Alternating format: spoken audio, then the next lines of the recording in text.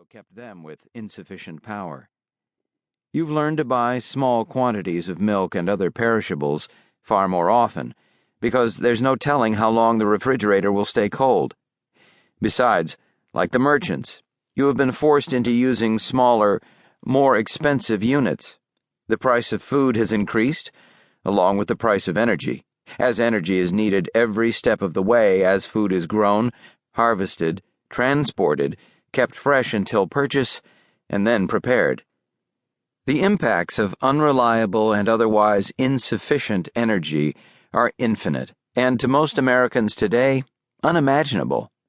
On this fictitious Monday morning without power, your life considered normal today would be a thing of the past, and nothing that could be recaptured easily.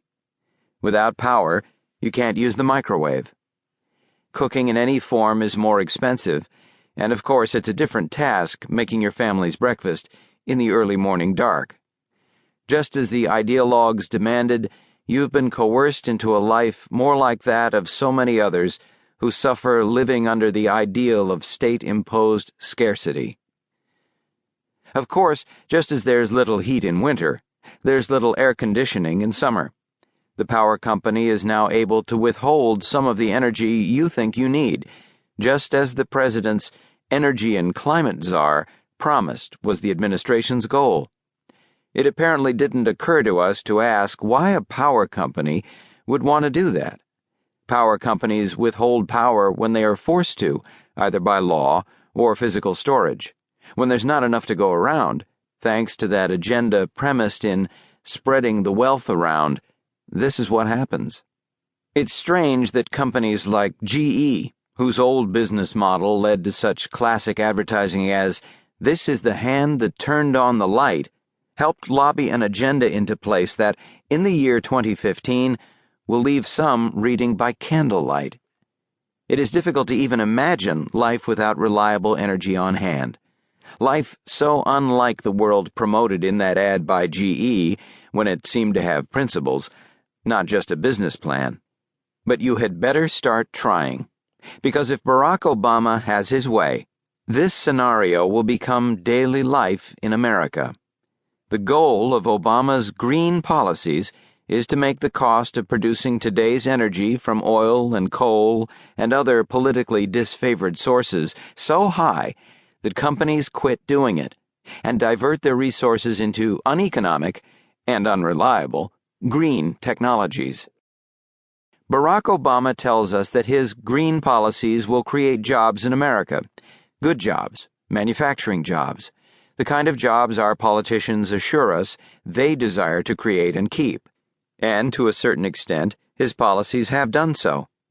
However, we have Europe to thank for adopting Obama-style policies that create United States jobs, not our new president. After all, it is Europe's disastrous cap-and-trade and other green jobs schemes, so adored by Obama, that created, for example, 175 steel jobs at North American Stainless in Carroll County, Kentucky. For now. Those jobs were exported here in 2004 by North American's European parent company, Acerinox, after Chief Executive Officer Victoriano Munoz announced he could no longer justify long-term capital and energy-intensive investments while burdened with the new environmental regulations imposed in Europe. Because the United States has not adopted a cap-and-trade system, it was an attractive destination for these manufacturing jobs. Incredibly, though, the American political left favors adopting the same regulations in America that resulted in job loss in Europe, not despite their detrimental economic effects, which Europe is experiencing, but because of them. As Obama admitted in a moment of candor, under my plan of a cap-and-trade system, electricity rates would necessarily skyrocket. Regardless of what I say about whether coal is good or bad, because I'm capping greenhouse gases, coal power plants, natural gas, you name it, whatever the plants were, whatever the industry was, they would have to retrofit their operations. Obama also let on that the new regulations will cost money.